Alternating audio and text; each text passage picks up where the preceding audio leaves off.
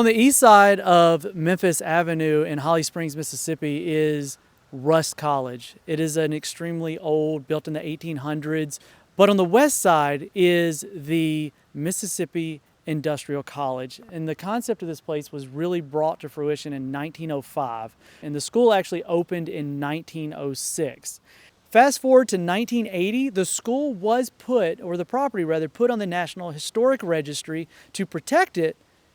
Unfortunately, enrollment had dropped, and the reality of keeping a school in business, especially a private school back then, kind of weighed on the shoulders of the campus, and in 1982 it shut down operations. And it really just sat here until 2008, which is what makes it so impressive that I drove past this my entire life, not even realizing that it was just completely abandoned and vacant. I thought it was gutted. I thought it was just like a shell of a building.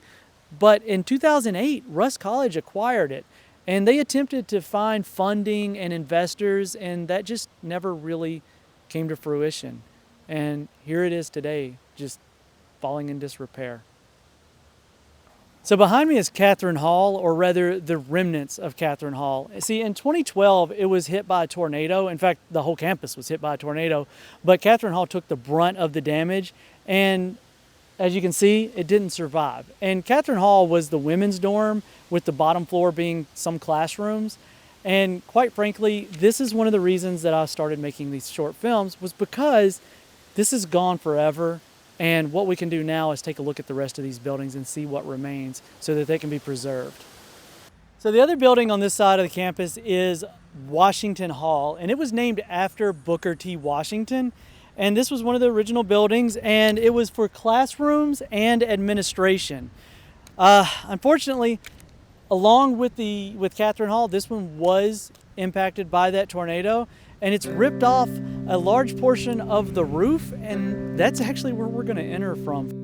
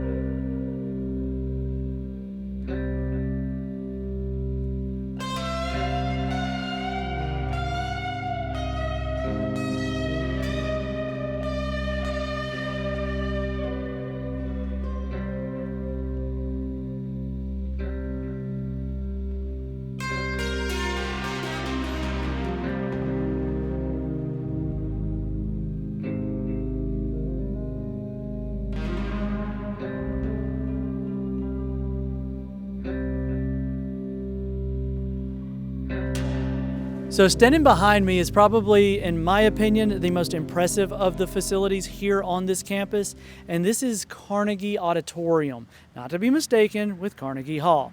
Now this was built in 1923 thanks to the Carnegie Foundation, and it was designed by McKissick and McKissick, one of the first black architectural firms in the South. Really impressive stuff here. Unfortunately, this building too was damaged in the storm, and the roof was completely demolished, leaving the interior exposed. All 2,000 seats available.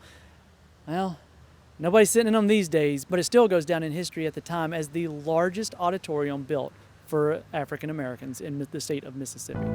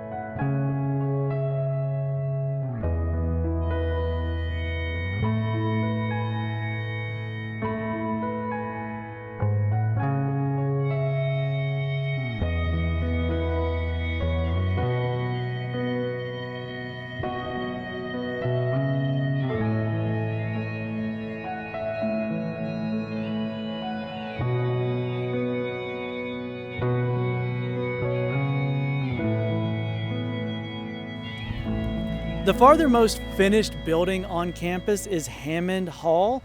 Now this was a dormitory for boys, finished in 1907. Unfortunately, it's the hardest one to get into, whether it's you yourself or trying to send a drone in. So not a whole lot we're going to learn on this one today.